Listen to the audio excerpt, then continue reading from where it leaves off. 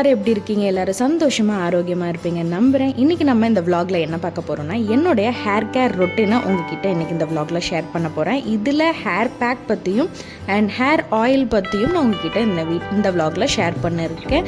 And அதோட சேர்த்து இந்த ஒர்க்கிங் உமனால கண்டிப்பாக நம்ம ஹரிபரியில் சம்டைம்ஸ் கிளம்புற மாதிரி இருக்கும். ஸோ அந்த மாதிரி ரொம்ப 10 மினிட்ஸில் ஈஸியாக ரெடி பண்ணுற மாதிரி ஒரு லன்ச்சையுமே உங்ககிட்ட ஷேர் பண்ணியிருக்கேன். ஸோ கருவேப்பிலை ரெடி மிக்ஸ் எப்படி ரெடி பண்ணி வச்சுக்கிட்டோம்னா நமக்கு அது ஈஸியாக நம்ம வந்து கருவேப்பிலை ரைஸ்லாம் வந்து சாப்பிட்றதுக்கு ஹெல்ப்ஃபுல்லாக இருக்கும். நிறைய பேருக்கு ஈவன் கருவேப்பிலை ரைஸ் பிடிக்காது. பட் இந்த மாதிரி மெத்தடில் செஞ்சீங்க அப்படின்னா கண்டிப்பாக பிடிக்காதவங்களுக்கு கூட அந்த டேஸ்ட் வந்து பிடிக்க ஆரம்பிச்சிடும். ஸோ நமக்கு கருவேப்பிலையில் நிறைய ஹெல்த் பெனிஃபிட்ஸ் இருக்குது. நாட் ஓன்லி நம்ம ஹேருக்கு மட்டும் கிடையாது, நிறைய விதத்தில் நம்மளோட போன்ஸை ஸ்ட்ரென்தன் பண்ணுறதுக்கு ரொம்ப ரொம்ப உதவியாக இருக்கும். பிகாஸ் இப்போலாம் ஏர்லி ஸ்டேஜில் ஆஸ்டியோபோரோசிஸ்லாம் கண்டிஷன் வந்து நிறைய பேருக்கு இந்த முட்டு வலி கை கால் வலிலாம் வருது இல்லையா? ஸோ அந்த மாதிரி ப்ரிவென்ட் பண்ணுறதுக்கும் இந்த கறி லீஃபில் நிறைய சத்து இருக்குது. ஸோ கால்சியம் டெஃபிஷியன்சியெல்லாம் வந்து ஹெல்ப் பண்ணுறதுக்கு.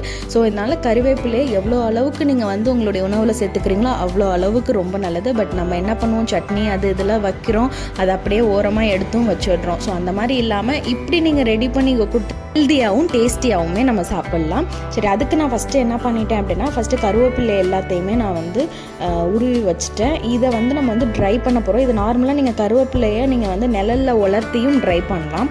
அப்படி இல்லை, நான் இப்போ என்ன பண்ணிட்டேன்னா நான் நிழலில் உலர்த்த முடியல. ஸோ அதனால் வந்து இந்த மாதிரி எண்ணெய் சட்டியில் போட்டுட்டு இதில் வந்து நல்லா வெறுமனையாக நம்ம வந்து வானலில் வச்சு நல்லா வதக்கி எடுக்க போகிறோம். எந்த ஆயிலெலாம் கிடையாது, சும்மாவே போட்டு ஜஸ்ட்டு ட்ரையாக நம்ம வந்து ரோஸ்ட் பண்ண போகிறோம். ஸோ அது என்ன ஆகும் அப்படின்னா நல்லா வந்து கம்ப்ளீட்டாக ட்ரை ஆகும். அதை நீங்கள் எடுத்து கையில் இப்படி வந்து நீங்கள் இப்படி இது பண்ணீங்க அப்படின்னா ப்ரெஸ் பண்ணிங்கன்னா அப்படியே அது உடையும். ஸோ அந்த கன்சிஸ்டன்சிக்கு வரப்போ நீங்கள் வந்து ஸ்டவ் ஆஃப் பண்ணி அதை கூல் பண்ணிடலாம்.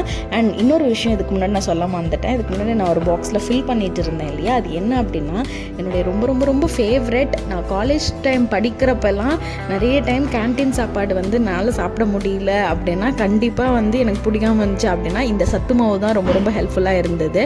உங்களில் எத்தனை பேருக்கு இந்த சத்து மாவு பிடிக்குங்கிறத மறக்காமல் வந்து கமெண்ட் பண்ணுங்கள். இந்த பால்வாடி சத்து மாவு வந்து அவ்வளோ டேஸ்டியாக இருக்கும். ஜஸ்ட் அப்படியே நாட்டு சர்க்கரையை சும்மா போட்டு நல்லா சுடுதண்ணி ஊற்றி நல்லா மிக்ஸ் பண்ணி உருண்டை பிடிச்சி சாப்பிட்டாவே அவ்வளோ ஒரு அமிர்தமாக இருக்கும்.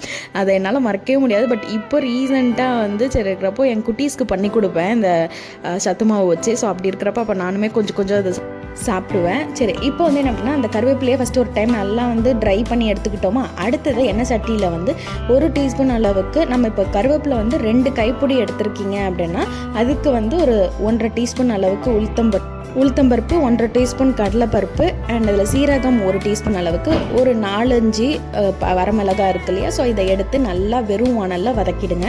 நல்லா வதக்கின பிறகு திருப்பி அகைன் இதையும் கூல் பண்ணிவிட்டு நம்ம ஏற்கனவே வச்சுருக்கிற கருவேப்பிலை இந்த இன்க்ரீடியன்ட் இது எல்லாத்தையும் மிக்ஸி ஜாரில் நம்ம ஆட் பண்ணிக்க போகிறோம். இதில் நம்ம என்ன சேர்க்க போகிறோம் வேறு அப்படின்னு பார்த்தீங்கன்னா பெருங்காயத்தூள் இருக்குல்ல. ஸோ கொஞ்சமாக இந்த அளவுக்கு வந்து கொஞ்சமாக பெருங்காயத்தூள் போட்டுட்டு இந்துப்பு ஆட் பண்ணியிருக்கேன். முடிஞ்ச அளவுக்கு நீங்கள் வந்து நார்மலாக சால்ட்டை விட இந்துப்பு உங்களுடைய சமையலில் யூஸ் பண்ண ட்ரை பண்ணுங்க.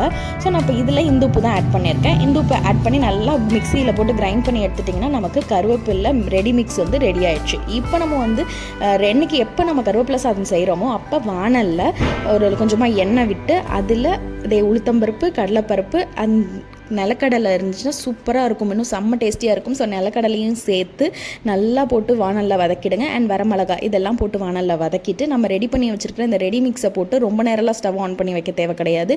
ஜஸ்ட்டு அந்த எண்ணெயில் லைட்டாக இது பண்ணிக்கோங்க. ஜஸ்ட் வாட்டிட்டு அதுக்கப்புறம் நீங்கள் சாதத்தை போட்டு கிளறினீங்கன்னா கருவேப்பிலை ரைஸ் செம்ம டேஸ்டி இருக்கும். இப்போ வந்து நம்மளோட ஹேர் கேர் ரொட்டீனை ஸ்டார்ட் பண்ணலாம். ஃபஸ்ட்டு பார்த்திங்கன்னா ஹேர் பேக்கு. நான் ஹேர் பேக் எப்போ போட்டு நான் வந்து ஹேர் வாஷ் பண்ணுறேனோ ஹேர் வாஷ் பண்ணி ஒரு கரெக்டாக ஒரு 1 டே ஆன பிறகு தான் நான் இந்த மாதிரி ஹேர் ஆயில் வைப்பேன். இதே உங்களுக்கு ரொம்ப ட்ரையான ஒரு ஸ்கேல்ப்பாக இருந்தீங்கன்னா ஹேர் வாஷ் மார்னிங் பண்ணுறீங்க அப்படின்னா கம்ப்ளீட்டாக உங்களுடைய ஸ்கேல்ப் ஹேர்லாம் ட்ரை ஆன பிறகு ஒரு ஆஃப்டர்நூனுக்கு மேலே ஈவினிங்கே நீங்கள் வந்து ஹேர் ஆயில் வைக்கலாம். பட் உங்களோட ஸ்கேல்ப் ஆல்ரெடி வந்து ஆயிலி ஸ்கேல்ப் தான் அப்படின்னா ஒரு நாள் கழித்து கூட நீங்கள் வந்து ஹேர் வந்து ஆயில் பண்ணலாம். அது உங்களுடைய ஸ்கேல்ப் பொறுத்து உங்களுக்கே தெரியும் அது. ஸோ இப்போ நான் வந்து பார்த்தீங்கன்னா நான் அதனாலே வந்து ஃபஸ்ட்டு ஹேர் பேக் போட்டுட்டேன். நான் என்ன ஹேர் பேக் போட்டேங்கிறத சொல்கிறேன். ஆக்சுவலி அதை வீடியோ கேப்சர் பண்ண முடியல, அதனால் உங்ககிட்ட நான் வாய்ஸில் நான் ஷேர் பண்ணுறேன். நான் வந்து ஃப்ளாக்ஸீட் யூஸ் பண்ணி தான் நான் வந்து ஹேர் பேக் போட்டேன். ஃப்ளாக்ஸீட் வந்து நான் எப்படி இது ரெடி பண்ணோம் அப்படின்னு பார்த்தீங்கன்னா, ஒரு 1.5 டீஸ்பூன்லேருந்து 2 டீஸ்பூன் அளவுக்கு ஃப்ளாக்ஸீட் எடுத்துகிட்டு ஒரு 1/2லேருந்து 3/4 டம்ளர் அளவுக்கு தண்ணி, ரொம்ப வேணால் 1/2லேருந்து 3/4 டம்ளர் தண்ணி மட்டும் எடுத்துகிட்டு அதில் இந்த ஃப்ளாக்ஸீட் போட்டு நல்லா பாயில் பண்ணுங்கள். கொஞ்ச நேரத்திலேயே அந்த வாட்டர் வந்து கம்ப்ளீட்டாக ஜெல்லி கன்சிஸ்டன்சிக்கு மாற ஆரம்பிக்கும். ரொம்ப ஜெல்லி கிடையாது, அதாவது ஒரு மாதிரி விஸ்கஸ் மாதிரி இருக்கும் அந்த இது. நீங்கள் அப்படி தொட்டு பார்த்தீங்கன்னா அந்த பிசுக்குன்னு வரும், அந்த மாதிரி ஒரு ஸ்டேட்டுக்கு மாறும். அது வந்து ஸ்டவ் ஆஃப் பண்ணிவிட்டு லைட்டாக அது வந்து கூலாகிறப்ப, அதாவது ஃபுல்லாக கூலாக விட்டுட்டிங்கன்னா உங்களால் அதை ஃபில்டர் பண்ண முடியாது. இதை வந்து நீங்கள் வடிகட்டி வச்சும் உங்களால் ஃபில்டர் பண்ண முடியாது. இதை நீங்கள் வந்து ஏதாவது ஒரு காடா துணி இருக்கும் இல்லையா, ஸோ காடா துணி வச்சா மட்டும்தான் அந்த ஜெல் ப்ராப்பராக உங்களுக்கு ரிசீவ் ஆகும். அப்படி இல்லை அப்படின்னா அந்த சீடோட ஒட்டிட்டு தான் இருக்குமே தவிர உங்களுக்கு ஈஸியாக உங்களுக்கு கிடைக்காது. அதனால் காடா துணி யூஸ் பண்ணி நல்லா அதை வந்து ஃபில்டர் பண்ணி எடுத்துட்டிங்க அப்படின்னா அந்த ஜெல் வரும். அதை உங்கள் ஸ்கேல்பில் நல்லா கம்ப்ளீட்டாக ஸ்கேல்ப்பு, முடி ஃபுல்லாகவே எல்லா இடத்துலையும் உங்களுக்கு அப்ளை பண்ணிவிட்டு 20 to 30 மினிட்ஸ் கழித்து நீங்கள் ஹேர் வாஷ் பண்ணிட்டு வந்தீங்கன்னா ஹேர் வந்து தின்னிங் ஆகுது இல்லையா, ஸோ அதை வந்து ஸ்டாப் பண்ணும். ஹேர் க்ரோத்துக்கு என்ஹான்ஸ் பண்ணி கொடுக்கும். ஹேர் ஃபாலை கண்ட்ரோல் பண்ணும். ஹேரை கொஞ்சம் ஷைனியாக ஆக்கிறதுக்கு ரொம்ப ரொம்ப ஹெல்ப்ஃபுல்லாக இருக்கும். ஸோ இத்தனை எதுவுமே வந்து இந்த ஃப்ளாக்ஸீட்க்கு இருக்குது. ஃப்ளாக்ஸீட்ஸை எக்ஸ்டர்னல் மட்டும் கிடையாது, இன்டர்னலாகவும் நிறைய எடுத்துக்கலாம். ஸோ சில ரெசிபீஸ்லாம் ஃப்ளாக்ஸீட்ஸில் வச்சே இருக்குது, வேணும்னா சொல்லுங்கள், நான் நெக்ஸ்ட் இதில் ஷேர் பண்ணுறேன். ஸோ அந்த மாதிரி நீங்கள் வந்து இந்த ஃப்ளாக்ஸீடை ஹேர் பேக் அப்படி பயன்படுத்துனீங்கன்னா நான் சொன்ன இந்த எல்லா பெனிஃபிட்ஸுமே கிடைக்கும். நான் இந்த ஹேர் பேக் தான் நான் ஃபஸ்ட்டு பயன்படுத்தினேன்.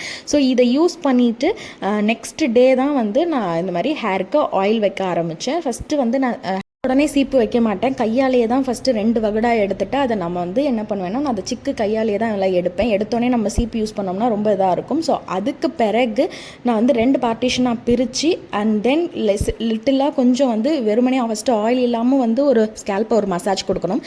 அப்புறம் ஆயிலெலாம் வைக்கிறதுக்கு எப்படி இருக்குன்னா, கொஞ்சம் ஃபஸ்ட்டு 2 பிரைடாக பிரிக்கிறோம் இல்லையா பார்ட்டிஷனாக, அப்போ கொஞ்சமாக ஆயில் ஊற்றிட்டு எடுத்த உடனே ஸ்கேல்ப்பில் நிறைய ஆயிலை ஃபில் பண்ணக்கூடாது. நான் ஆல்ரெடி உங்ககிட்ட சொல்லியிருக்கேன், ரெகுலராக ஷேர் பண்ணுறோம், பார்த்துட்டு இருக்கிறவங்க நம்ம சேனலுக்கு தெரியும். ஸோ உங்களுக்கு புதுசாக இருக்கிறவங்களுக்காக சொல்கிறேன், நம்மளோட ஸ்கேல்ப்பை எப்போதுமே ரொம்ப ட்ரையாகவும் விடக்கூடாது, ஓவர் ஆயிலி வச்சும் விட்டுறக்கூடாது. ஓவர் ஆயில் வச்சாலுமே அதுவுமே டர்ட் ஃபார்ம் ஆகி திருப்பி அதுவுமே ஒரு விதமான டேண்ட்ரஃபை க்ரியேட் பண்ணும். ஸோ வந்து அது நியூட்ரலாக நம்மளுடைய ஸ்கேல்ப்பை மெயின்டைன் பண்ணும். ஸோ அதுக்கு எப்போதுமே ஹேர் ஆயில் பண்ணுறப்ப ஃபஸ்ட்டு உங்கள் கையில் ஹேர் ஆயில் எடுத்துகிட்டு அது ரெண்டு கையிலையும் நல்லா குழச்சிட்டு முடியில் ஃபஸ்ட்டு அப்ளை பண்ணுங்கள். உங்கள் முடியில் அப்ளை பண்ணிவிட்டு தென் லேட்டர் உங்களுடைய ஹேண்ட்ஸில் இருக்குல்ல, தட் சஃபிஷியன்ட், அது போதும் உங்களுடைய ஸ்கேல்ப்புக்கு. இது ரெகுலர் ஹேர் ஆயில் பயன்படுத்துகிறப்ப. இதுவே நீங்கள் வந்து ஹேர் வாஷ் பண்ணுற அன்னைக்கு ஒரு ஹேர் ஆயில் பயன்படுத்துறீங்கன்னா அப்போ நீங்கள் நிறைய ஆயில் யூஸ் பண்ணி 20 to 30 மினிட்ஸ் நீங்கள் நல்லா ஊற வச்சுட்டு அப்புறம் ஹேர் வாஷ் பண்ணலாம். பட் வந்து நீங்கள் வந்து இந்த மாதிரி ஆயில் வச்சு பின்னி போட்டுடுவீங்க, அந்த மாதிரி ஸ்டேஜுக்கு நான் சொல்கிறேன் இந்த மெத்தடை வந்து ஃபாலோ பண்ணுங்கள். உங்களோட முடி ஃபுல்லாக ஃபஸ்ட்டு ஆயில் அப்ளை பண்ணிவிட்டு தென் லேட்டர் உங்கள் கையில் இருக்கக்கூடிய அந்த ஆயிலை உங்கள் ஸ்கேல்ப் ஃபுல்லாக அப்ளை பண்ணி அதில் நல்ல ஒரு லிட்டிலாக உங்களோட ஃபிங்கர்ஸோட டிப்பு வச்சு ஜஸ்ட் ஃபுல்லாக ஒரு ஜென்டில் மசாஜ் கொடுங்க. அந்த மாதிரி மசாஜ் கொடுத்தீங்க அப்படின்னா உங்களுடைய பிளட் சர்க்குலேஷன் இன்க்ரீஸ் ஆகும். ஸோ இன்க்ரீஸ் ஆகிற மூலயமா நல்ல ஹேர் க்ரோத்துக்கு ஹெல்ப் பண்ணும். ஸோ இதெல்லாம் நீங்கள் ரெகுலராக ஃபாலோ பண்ணிங்கனாவே நிறைய முடி கொட்டுறதுலேருந்து உங்களுக்கு ஹேர் ஃபாலை ரெடியூஸ் ஆகிறது உங்களோட சீப்பில் கண்டிப்பாக வந்து ஃபீல் பண்ண முடியும். அண்ட் இதோட ரொம்ப முக்கியமான ஒரு விஷயம் இன்டர்னல் ஹெல்த். நான் இதெல்லாம் பண்ணுறேன், ஆனால் இன்டர்னல் ஹெல்த்தை கோட்டை விட்டுட்டேன் அப்படின்னா இது கண்டிப்பாக உங்களால் பாசிபிளாக இருக்காது. உங்களுக்கு இந்த ஹேர் ஃபாலை உங்களால் விசிபிளாக பார்க்க முடியாது. ஸோ அதனால் வந்து இன்டர்னல் ஹெல்த்தும் முக்கியம். ஸோ கண்டிப்பாக ஒரு நல்ல ஒரு ஹெல்த்தியான ஃபுட் எடுத்துக்கோங்க. மார்னிங் எழுந்திரிச்சோன்னே நட்ஸு, ட்ரை ஃப்ரூட்ஸு இதெல்லாம் மார்னிங்கில் நீங்கள் உங்களுடைய டயட்டில் ஆட் பண்ண ஆரம்பிங்க. பம்கின் சீட்ஸு, சன்ஃப்ளவர் சீட்ஸ் இதெல்லாமும் உங்கள் இதில் வந்து டயட்டில் நீங்கள் வந்து கொண்டுட்டு வரலாம். இதை ஒன்றும் ஊற வச்சு மில்க் ஷேக் மாதிரியும் அடித்து குடிக்கலாம். இல்லை சும்மா ரோஸ்ட் பண்ணிவிட்டும் நீங்கள் வந்து ஒரு சாலட் மாதிரி ஏதாவது செஞ்சு கூட நீங்கள் சாப்பிட்லாம். அது உங்களுடைய விருப்பம் தான், உங்களுக்கு எப்படி பிடிச்சிருக்கோ அந்த மாதிரி நீங்கள் ஆட் பண்ணிக்கலாம். இந்த மாதிரி ஒரு டேவை ஸ்டார்ட் பண்ணுறப்ப எடுத்த உடனே கொஞ்சம் ஹெல்த்தியாகவே ஸ்டார்ட் பண்ணுங்கள். இந்த மாதிரி ஒரு ட்ரை ஃப்ரூட்ஸ் அண்ட் ட்ரை கிரேப்ஸை வச்சு கொஞ்சம் ஹெல்த்தியாக ஸ்டார்ட் பண்ணுங்கள். ஈவன் நிலக்கடலை கூட ரொம்ப ரொம்ப நல்லது, அதுலேயும் நிறைய நியூட்ரிஷனல் இருக்குது. பட் என்னென்னா அதிகப்படியாக ஓவராக எடுத்துடக்கூடாது. எதுவுமே சொல்கிறேன், நட்ஸாக இருக்கட்டும் எல்லாமே லிமிட்டட் குவான்டிட்டியில் தான் எடுக்கணுமே தவிர அதிகப்படியாக எடுக்கக்கூடாது. இப்போ பாதாமே எடுத்துக்கிட்டிங்கன்னா 7லேருந்து 8 பாதாம் அதிகபட்சம், அது கூட இல்லை 6 to 7 பாதாம் போதுமானது ஒரு நாளைக்கு. முந்திரினா ஒரு 4லேருந்து 5 முந்திரி அந்த அளவுக்கு. ட்ரை கிரேப்ஸாக இருந்தாலுமே வந்து உங்களுக்கு வந்து ஒரு 3-4 ட்ரை கிரேப்ஸ் வந்து இட்ஸ் சஃபிஷியன்ட் தான். இது போதும்னு சொல்லிட்டுனா இதுக்கப்புறம் நீங்கள் அடுத்த அந்த டே ஃபுல்லாக நீங்கள் சாப்பிட்ற உங்களுடைய உணவுகள்லையும் நியூட்ரிஷனல் இருக்கும். ஸோ எப்போவுமே ஓவர்லோடும் பண்ணிடக்கூடாது. நெக்ஸ்ட் vlogல உங்கள் எல்லாரையும் சந்திக்கிறேன்.